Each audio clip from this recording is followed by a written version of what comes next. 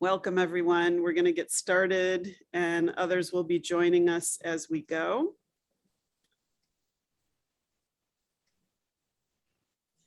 So welcome, everyone, on behalf of the Maine Council of Churches. We are a coalition of 7 Protestant denominations here in Maine who have 437 congregations with about 55,000 members in them all across the state.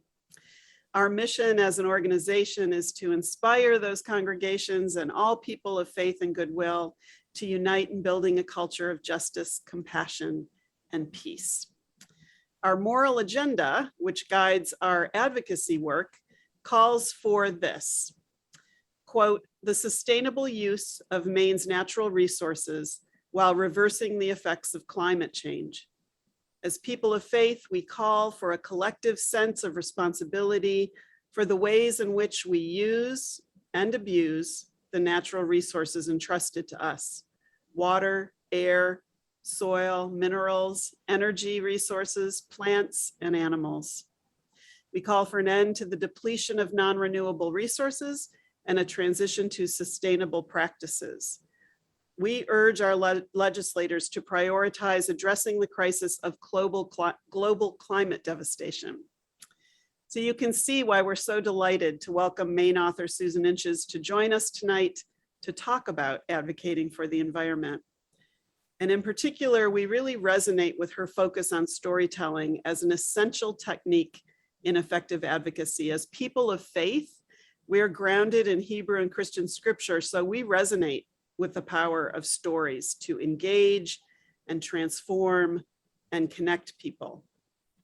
In thinking about this, I came across a quote this morning from Kate Russell, who's a project coordinator here in Maine for Wabanaki Reach. And she's doing a storytelling project for that organization, and she wrote these words: healing begins with truth. Truth begins with a story. A story is the shape so someone can step inside of it, a place where for a time we are no longer alone. Now I'm going to invite the co-chair of our Public Policy Committee, who's also a member of our Board of Directors, Evelyn Johnson Moore, to introduce tonight's speaker. Thanks, Jane. Since childhood, Sue has envisioned a world that is compassionate, inclusive, and environmentally aware. This vision guided her throughout her schooling and a 25-year career in public policy. She served as Deputy Director of the Maine State Planning Office and as a Director at the Maine Department of Marine Resources. Signature policy issues she's worked on include fisheries, land use planning, smart growth, building and energy codes, renewable energy, energy efficiency, working waterfront access, community finance, and rural broadband. Sue now works as a speaker educator and environmental advocate with a focus on the environment and climate change. She helps people find their power and provides them with the tools and guidance to address current environmental issues. She's a member of First Parish Church in Yarmouth and co-leads the Earth Stewardship team there. She also serves on the board of Defend Our Health and the steering committee of the Pine Tree Amendment Coalition. Sue holds a BA in Human Ecology from College of the Atlantic and an MBA from the University of New Hampshire. Welcome, Sue, and thank you for leading us this evening. Well, thank you, Evelyn. That was a wonderful introduction, and I'm so glad that everybody's here tonight. This is a wonderful occasion to talk about some storytelling and how that relates to advocacy. So I'm going to share my screen so that you can see my slides. Before I start my formal presentation, I want to just say a few words about why I wrote the book, Advocating for the Environment. So I just feel that there are many, many books that talk about our environmental problems, and particularly the climate crisis, but not very much at all about what ordinary citizens can do about all that. And in fact, you know, when I'm out on the road, when I'm speaking to groups, I find that a lot of people are overwhelmed by the situation we find ourselves in. So this book is intended for regular people to show people what they can do to impact environmental policy. So I'm going to look forward to getting into this with you right now, but that was the purpose, or my purpose, in doing this book. And of course, it's based on my career, which was in environmental policy, and I'm still active as an environmental advocate now in my state legislature. So advocacy actually starts with our stories of connection to the earth. And my guess is that every single one of you has an earth connection story. It might be a place that you go to regenerate or to get in touch with your spirit. It might be an experience you've had. Maybe you climbed a mountain and saw an incredible view, or you saw a sunset over the ocean that just moved you. But we all have these stories, and some of them are positive. And for me, one of those was last summer. I went camping up in the North Woods of Maine, where there's a totally dark sky. And to see the Milky Way, just this huge band of glittering stars across the sky, was just an awe-inspiring experience to me, and helped me feel connected to something much larger than myself. Some stories can be a little bit difficult. And I'll tell you one of mine that was quite difficult, actually. And what it was is during my college years, I took a year off and I went to the West Coast to plant trees on areas that had been logged. And so I went out to Oregon to the Cascade Mountains, which are a very steep mountain range along the coast there. And what I saw was that the forest had been clear cut. And then after the clear cutting, they had burned the slash on the ground and they had herbicided the ground. And so what was happening was that all the soil, because there was no vegetation, all the soil was running down the slopes into the rivers and out to sea. And not only that, there was toxic chemicals in there as well, because what they used to spray the forest was what we call Agent Orange, 2,4-D and 2,4,5-T, very toxic chemicals. And of course, we were working in fields and lands that had been sprayed with that. So for me, that was a very difficult earth story, but it was very motivating, because once I had that year of planting trees, I came back and I committed to working on environmental issues, because I thought, if this is how we do logging, then there needs to be some change. So what we're going to do right now is an exercise. We're going to go into partners. You're going to be paired up with someone. And what I want you to do is tell your partner, what are your earth connection stories? So we're going to have Megan put you into groups, and we're just going to spend about 5, maybe 6 minutes talking about what your stories of earth connection are.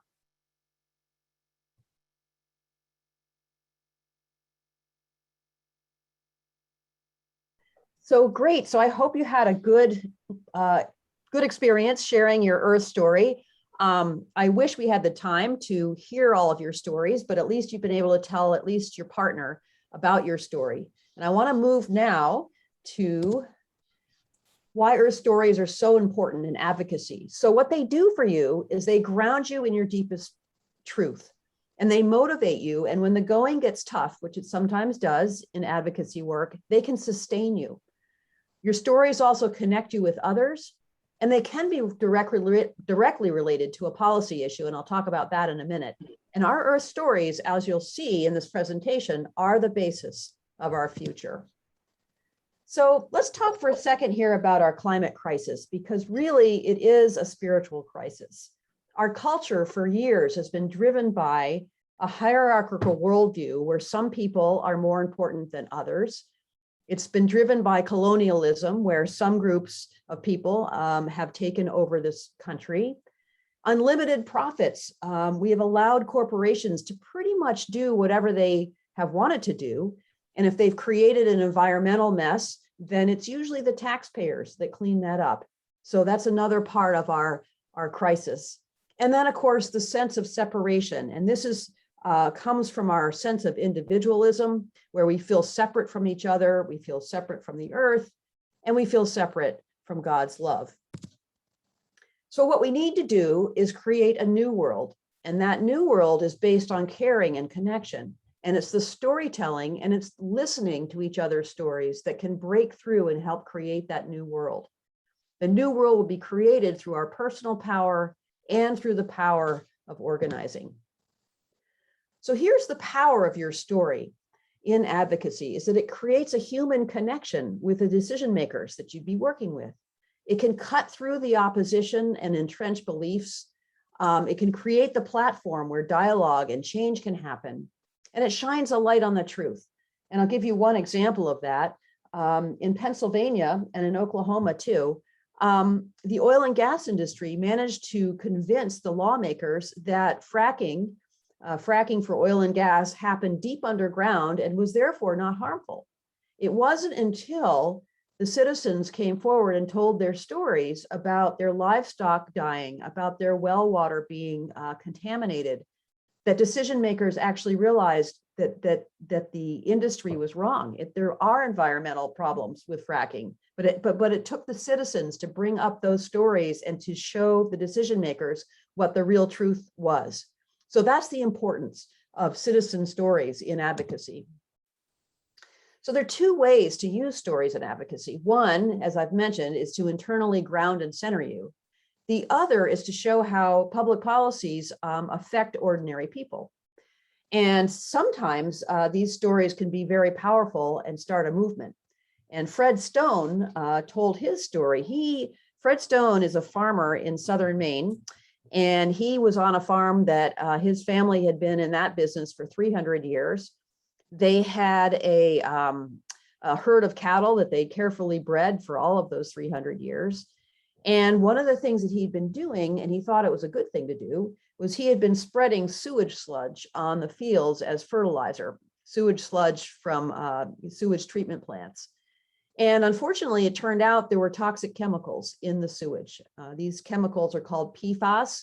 It's a category, it's a whole group of chemicals that was contaminating this sludge. And unfortunately, what happened to Fred was his cattle and the milk that they produced was contaminated.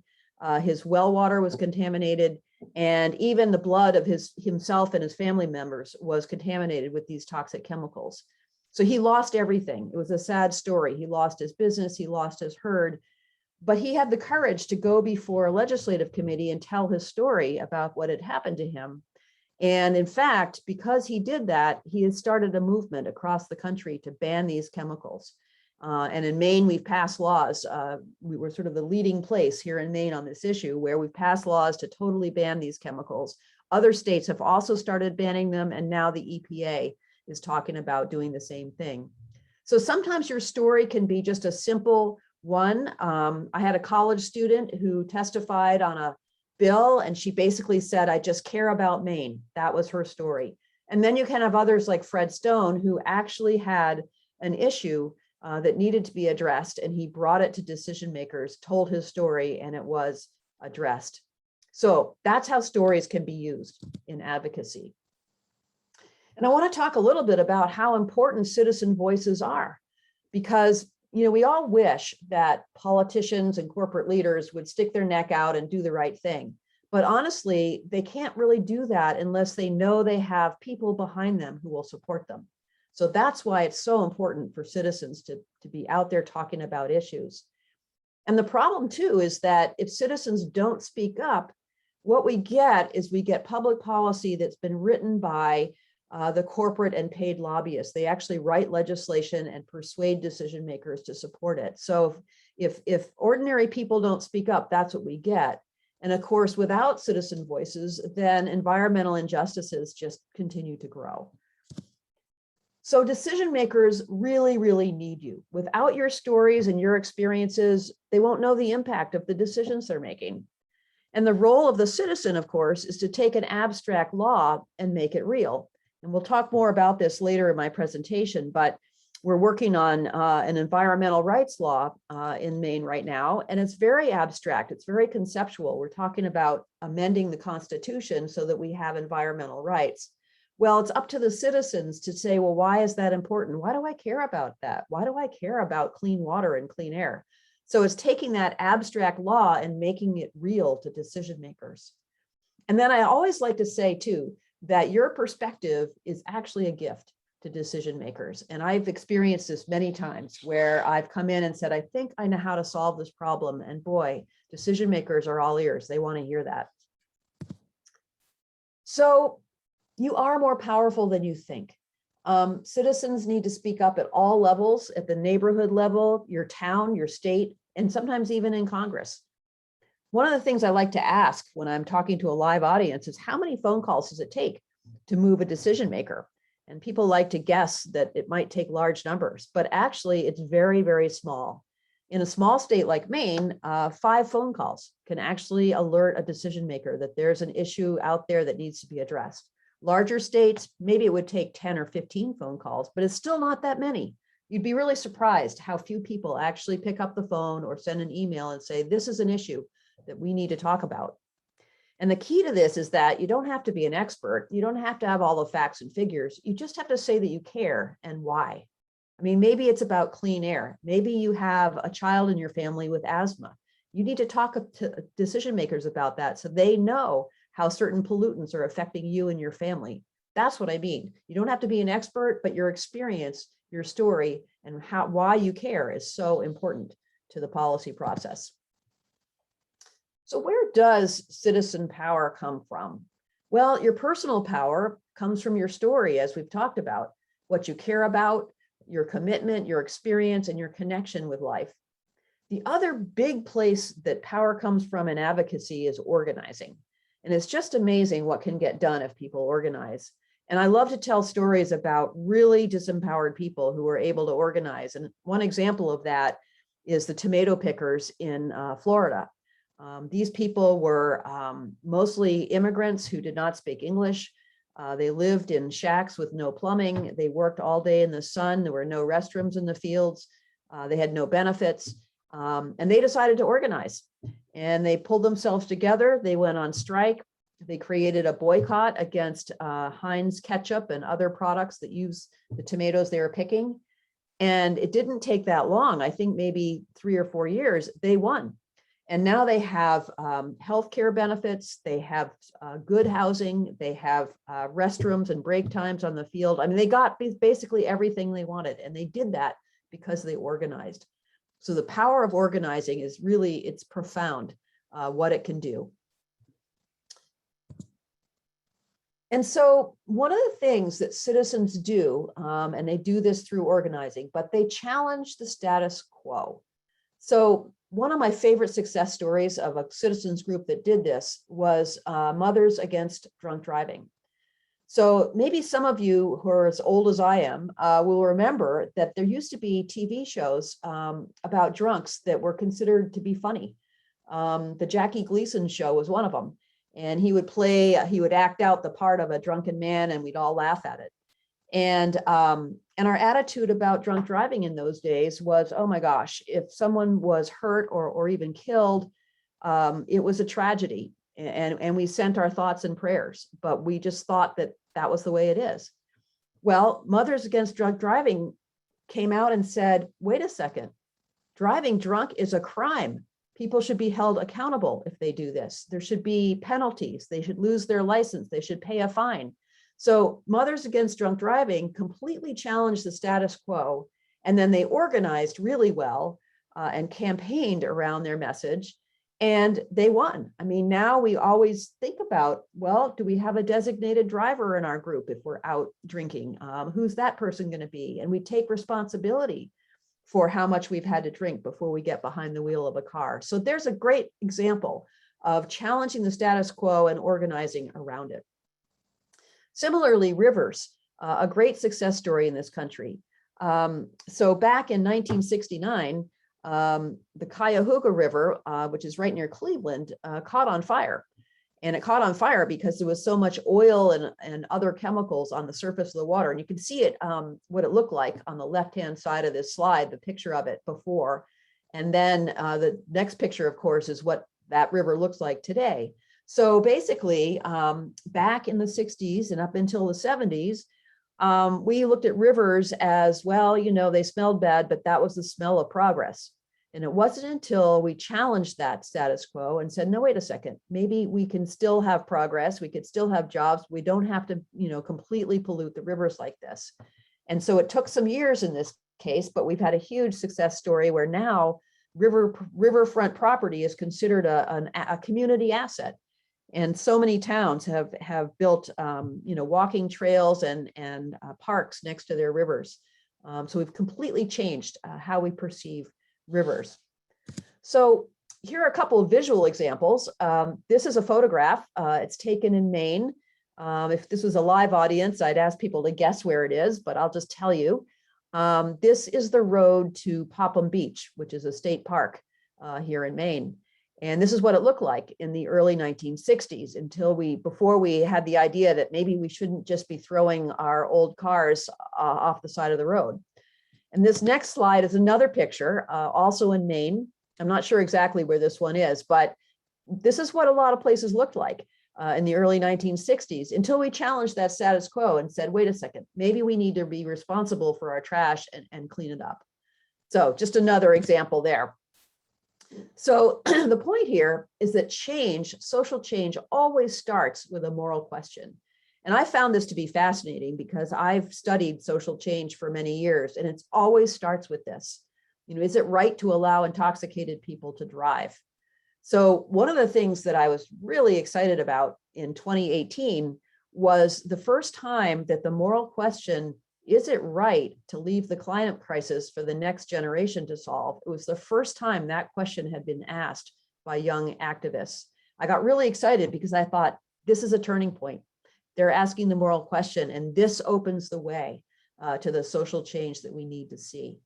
So these are the moral questions here. Here are some areas on this slide that we really need to challenge the status quo more than we have. So burning fossil fuels, yes, we are becoming aware that burning fossil fuels is very bad for the atmosphere, it's very bad for the climate, could cause some serious problems, but we have not gotten to the point of saying, is it right to continue burning fossil fuels? Because if we'd gotten to that point, we would have banned oil and gas burning by now.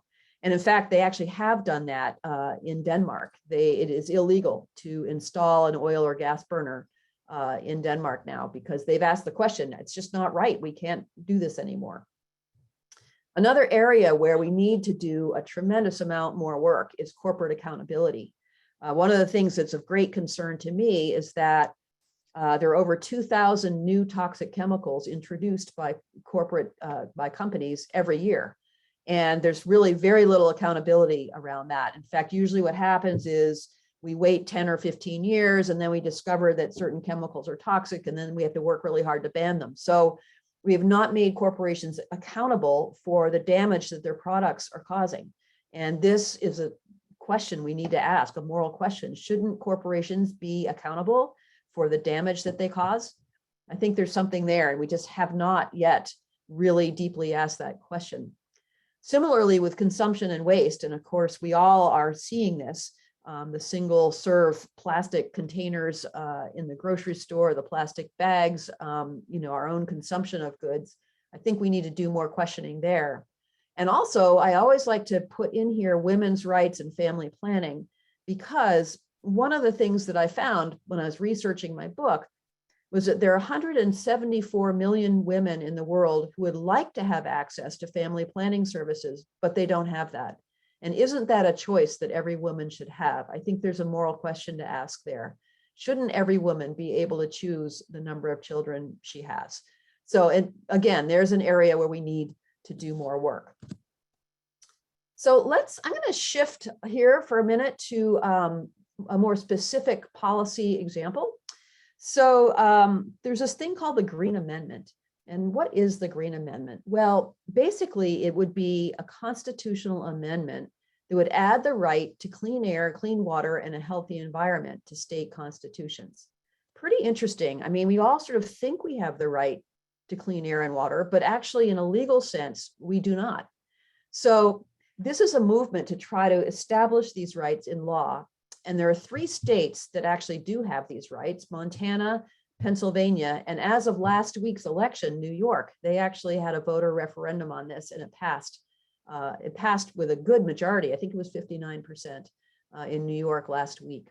And then there are 13 states that are working to add these rights to their constitutions, and Maine is one of them. And there are many others.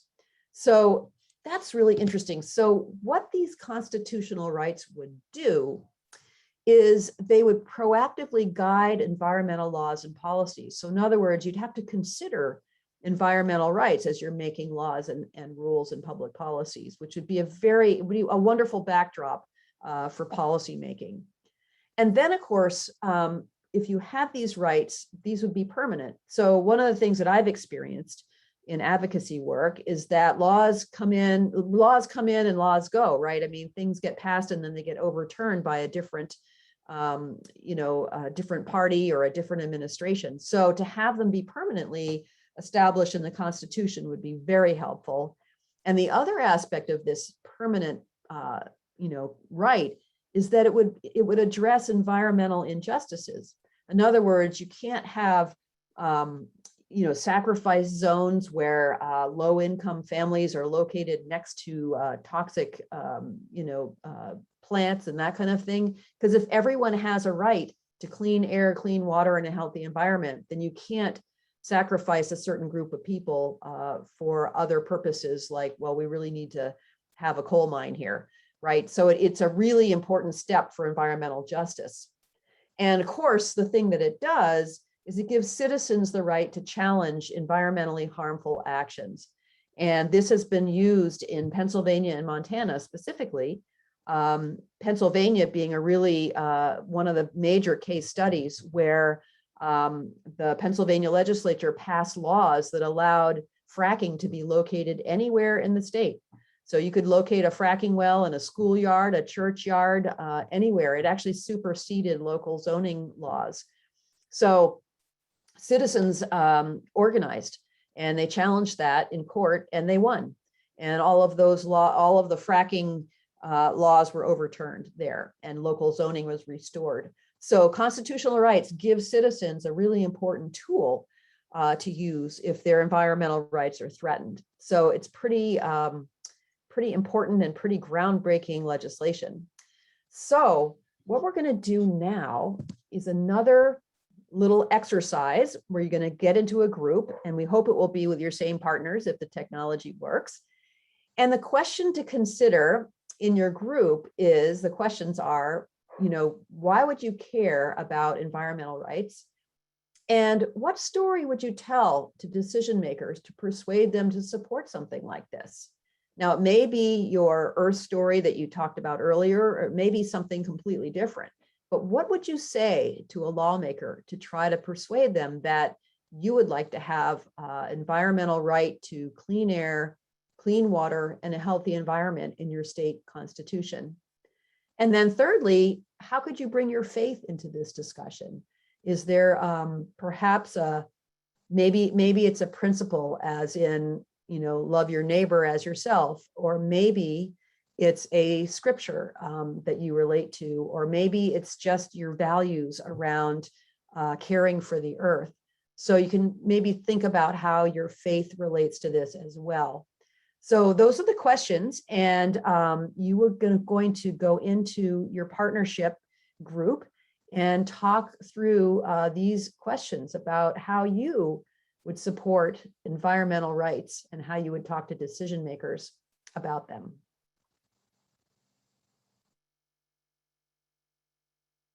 Everybody from your breakout rooms, I hope you had a good conversation with your dialogue partner.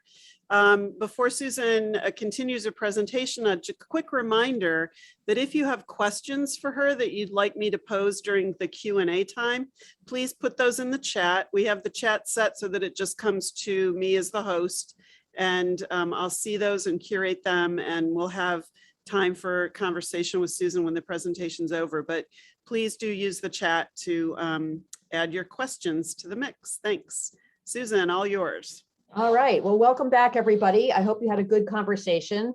Once again, I wish we had time to have a discussion about this, but we don't. I'm going to have to move on.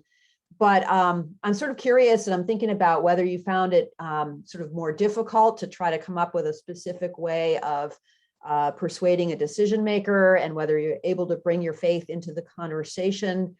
So I hope that was a good challenge for you. So what I want to do now is talk a little bit more about advocacy. And there are many, many ways to advocate. As you see on this screen, anything from music and art to, to writing, to creating a website. And one of the things that people are often confused about is the difference between advocacy and direct action. So the key to advocacy is it's about building relationships with decision makers. And hopefully these are relationships that are based on trust, so that decision makers will know that you're being authentic and will hear what you're having to say.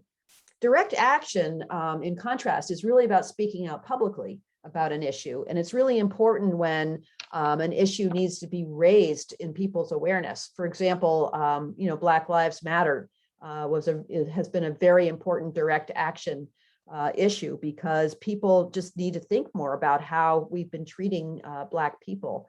So these are both aspects of social change, and they work together. There's no judgment, one is better than the other or anything like that.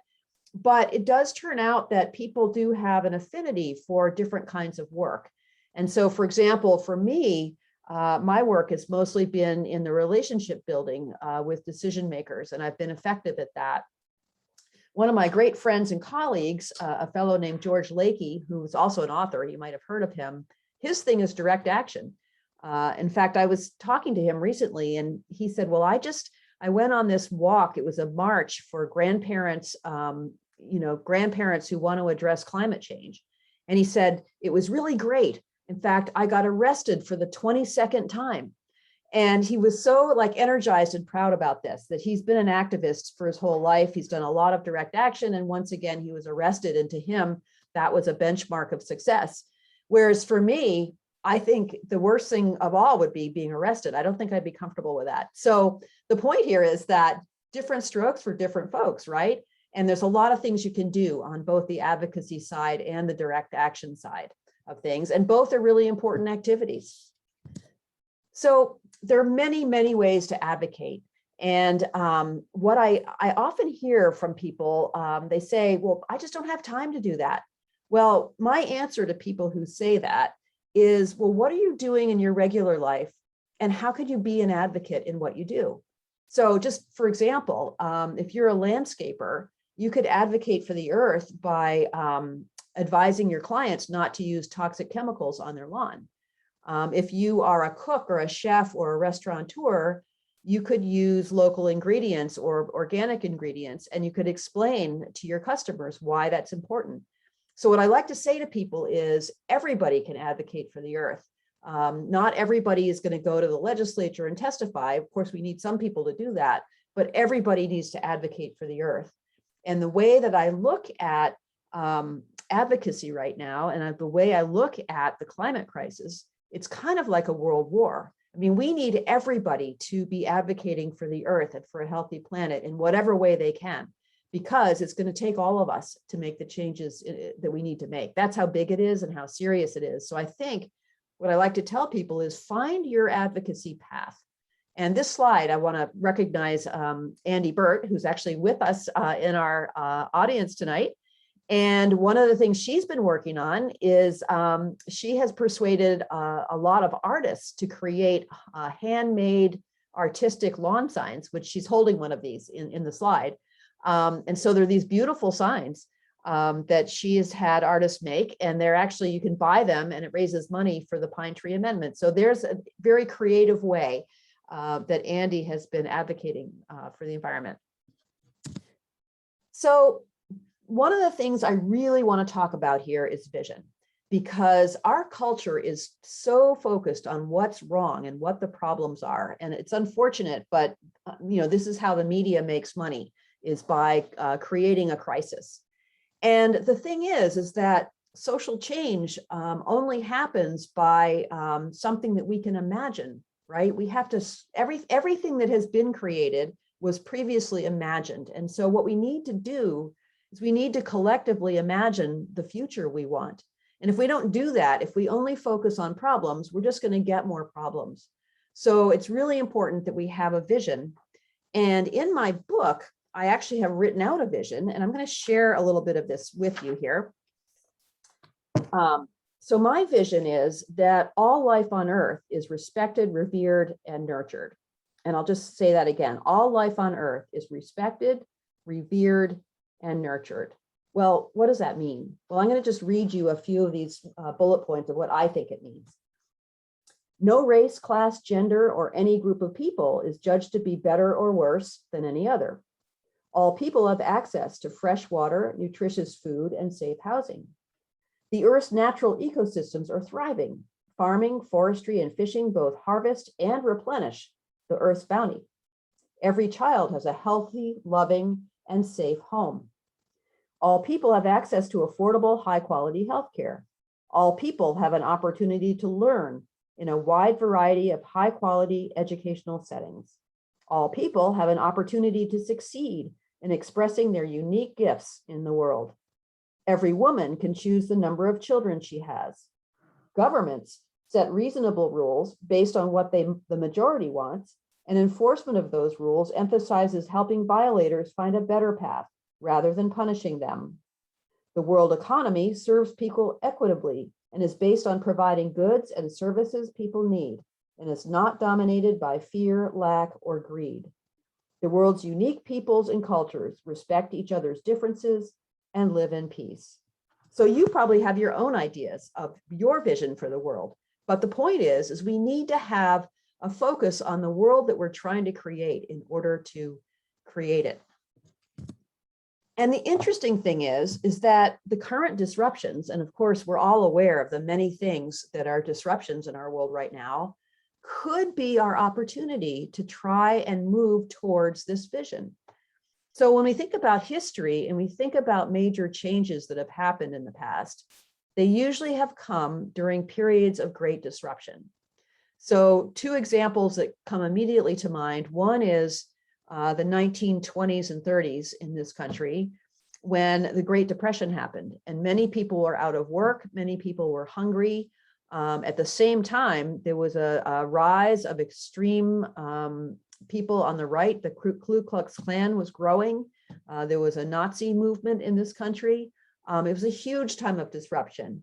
But instead of going down, we actually created the New Deal. We created a lot of programs that are still in place today. Some of the banking rules that were created then have protected our banking system.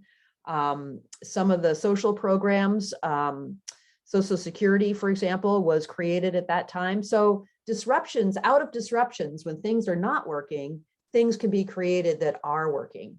And so my premise is that I think we're there right now. I mean, what we're seeing is so many movements.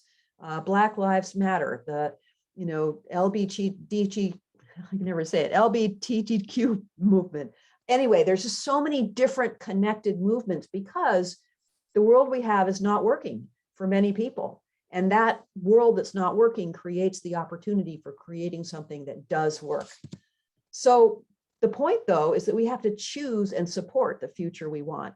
And that's why I have written a vision in my book, because we have to articulate what we want, and then we have to support it in all of the actions that we take. So, and finally, a favorite Bible quote of mine. It always takes a little bit of faith too. And what is faith? Well, it's being sure of what we hope for and certain of the things we don't see. So what I feel about that is that human nature really is good. And all of these problems are challenges for us, yes, but we have the opportunity to move forward and create a better world out of them. So that is the end of my prepared remarks.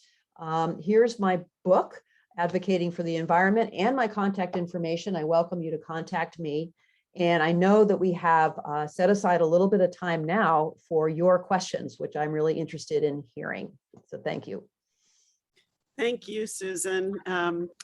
We're going to talk a little bit more about the book and where folks can get it in a second.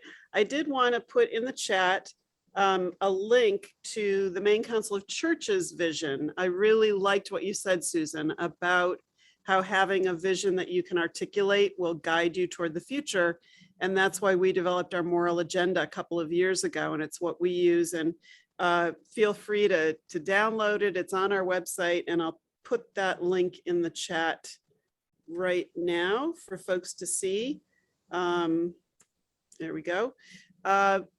So I encourage everybody who has a question for Susan to put that in the chat. I'll keep that open on my screen in case more come in. But to start with, I wonder, Susan, if you could talk a little bit about the faith aspect of dominion, which is a theological doctrine that has been lifted out of, in particular, the first chapters of Genesis, and has been interpreted for centuries, if not millennia, by many people to mean we can use it up, take what we want, abuse the earth that's here for us to just sort of rampage over.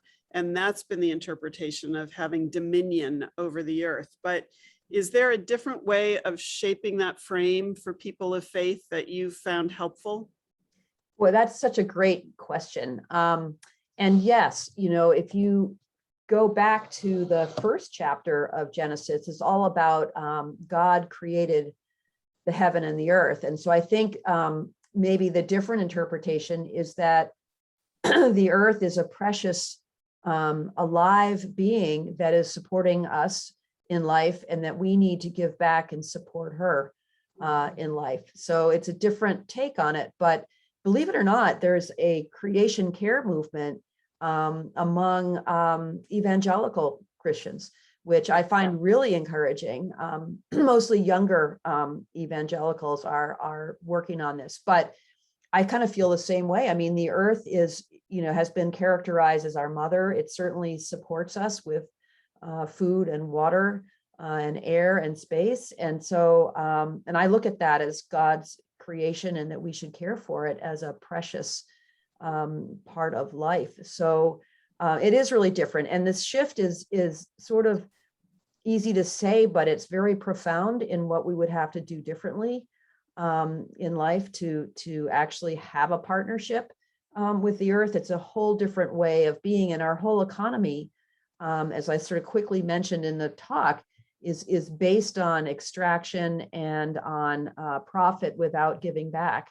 And just one example of that is how we do commercial agriculture, where we basically use up the soil, and then when it's no longer fertile, we just abandon it and move on.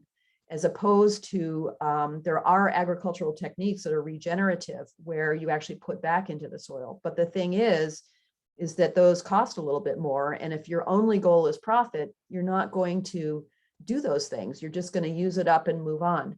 But what, the problem, of course, there is that the earth is finite and we can't do that forever. So, I think we're going to be, fairly quickly coming to a place where we don't have a choice, where we actually have to start looking at how we're treating the earth and treat it in a different way. I agree. I've found Robin Kimmerer's book, Braiding Sweetgrass, to be a wonderful theological reframe of relationship and stewardship of creation, and that reciprocality that you were just talking about. I'm late to the party. I think probably most everyone on the call has already read that book, but I just have found it so rich in terms of that theological reframe. The funny thing Thanks. is I'm actually reading it now, and I agree with you completely. It's a wonderful read and a reframe of how to have that relationship with the earth. Yeah, I love the way, whether she's talking about taking maple syrup from trees or harvesting sweetgrass or picking strawberries, the way that there's a back and forth, that it isn't just take, that humans aren't just taking, or shouldn't be anyway, even though we have been for a long time. There's another question. I heard that you recently spoke at a local church event in Waterford. What was the event, and would you be available to come speak at an event at my church? And would there be an honorarium? What are the details about that? Yeah, so that was the Waterford Church was a wonderful day where I went out there. And what it was is they have a series of events called Climate Conversations, I think it's called. And so I was participating, so I was a speaker in that series. And I think that's the approach that works really well with churches and with libraries and various groups, is that if there's kind of an ongoing audience, that's talking about climate or talking about sustainability, then that's a great way to, I am happy to participate in those kinds of things, because it's really wonderful. And it's great to see these kinds of programs going on. So yes, and I do both virtual and, when I can, live. It's been a little hard this fall because of COVID. There haven't been as many live events, but I can do some of those things. I do have expenses that have to be paid, so there's often a small fee involved with that. But yes, I welcome opportunities to talk with groups. Great. So you all saw on the slide, sueinches@gmail.com is a way that you can connect with Sue and talk further about perhaps hosting some sort of event in your faith community or neighborhood. It would be a great opportunity. And speaking of your book, can you talk about where people can find it and where you'd encourage them to get a copy? Absolutely. So one of the things that I'm very fortunate to have is national distribution for the book. So it is available in pretty much any bookstore. And if you don't see it, you can just ask and they can order it from their wholesaler.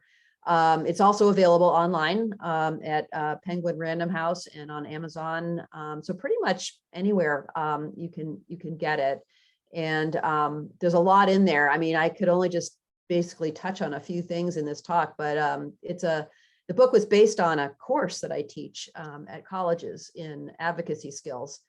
So there's a lot in there about how we need to change our perceptions, but also lots of techniques for how to work with decision makers, how to work with the media, how to work with power, all kinds of things. It's kind of the book that I wished I'd had at the beginning of my career. So now that I'm sort of towards the end of it, I've written it up so that other people can have it. So it's kind of a reference book as well, something you keep on your shelf and look things up when you need to. Yeah, it sure is, especially the sample docs that appear at the end, and the whole second half of the book really is how-tos, extremely practical for people. And speaking of being practical, we do have a question from Helen Scalia. I had a great dinner with her on Thursday night in Orono. Good to see you, Helen. I know her. She says it's good to see you again, Sue, and thanks you for your words of hope. And wants to know, can you tell us more about how to get more involved with the Green Amendment? And I assume, since Helen's here in Maine, that would be getting involved with the movement here in Maine, the Pine Tree Amendment. It's called, yes, thank you for that. It's called the Pine Tree Amendment in Maine, but it is the same thing as the Green Amendment. And yes, absolutely, Helen, we'd love to have you. We especially need help because this is coming up as a bill in the legislature in January and coming up for a vote. And while many people are persuaded that this is a good idea, there's still a ways to go to persuade more legislators, in particular Republicans in the House. We need their votes. And so people can be really helpful in sending letters to their legislators, in letters to the editor. There are many things you can do, and you can just reach out to me, and Andy Burt is on this call. She's one of the co-leaders of the coalition. And we would love to have help, and you can help by connecting with legislators in your area. And we've got all kinds of materials that can be used, and we have letters.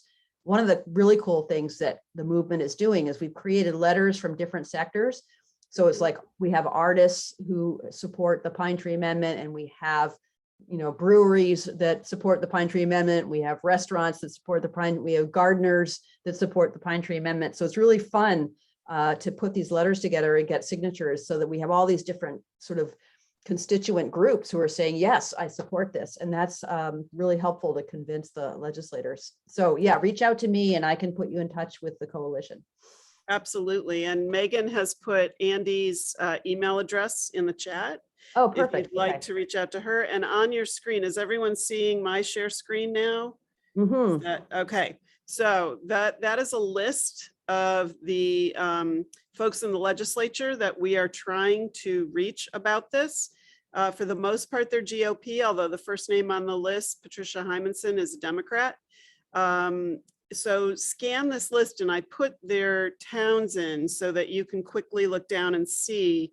I know that the effort is really trying to get constituents from the district to speak to their legislator, because they pay attention. If you are a constituent, it gets a lot more attention.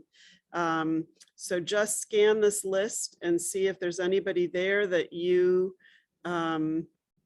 could reach out to, and then get in touch with Sue and or Andy, and they'll let you know about the letters. There are letters. Rich Kilmer is also involved in the effort to craft a letter that's only signed by constituents for each of these folks. So that's a great way to connect. I'll leave that on the screen for a minute. And a related follow-up question from Katie is along these same lines: what can someone who's out of state do to help? Oh, so that's great. So there's a national organization behind this, and it's called Green Amendment for the Generations. And they have a great website and a staff, and they are welcoming people from other states to either start to organize, or you could perhaps help them directly at the national level. So I would say it's Green Amendment for the Generations. If you Google that, the website will come up, and they can be, and there's lots of material on their websites as well. And all the states that are working on it are listed there too. So maybe your state is one of those. But they're welcoming other people to organize in other states as well. So yes, absolutely. That would be something that you could do. Great. Yep. Great questions. Yep. So I am going to do a stop share here. Oh, and look at Megan on the ball. She just put the link right in. Hey, there you got it. Yeah. Megan, we should be paying you more. She's just incredible. And we have a number of our board on the meeting tonight, and they know as well as I do what a treasure she is for our organization. I want to thank you, Susan, and Evelyn's going to do that in a more formal way in a moment, but thank you for being here. Thank all of you who participated, and those of you who will be watching this in a recording. Thank you for going to our YouTube channel and watching, and for all the work that you'll be doing in the days ahead on this issue and on other issues that matter to your heart and your soul. We are so grateful to be in this fight together. Fight just doesn't seem like the right word. In the struggle together, in the Right. Commitment together for a shared vision of a world, as we like to say at Maine Council, a world where peace is built with justice and justice is guided by love. May it be so. And Evelyn, I'll give you the last word tonight as you thank Susan for being with us. Great. Well, I thought of these words of wisdom from one of my favorite theologians, Fred Rogers. So he says, we live in a world in which we need to share responsibility. It's easy to say, it's not my child, not my community, not my problem. Then there are those who see the need and respond. I consider those people my heroes. Mm-hmm. So may each one of us go forth to be those heroes, inspired, determined, and ready to make a difference. On behalf of Maine Council of Churches, as Jane has said, we thank you for participating in this webinar, and we especially thank Sue for giving us many tools to share our stories to make a difference. Good night, all, and thank you. Good night, everyone, and prayers for those in Glasgow these weeks. Thank you.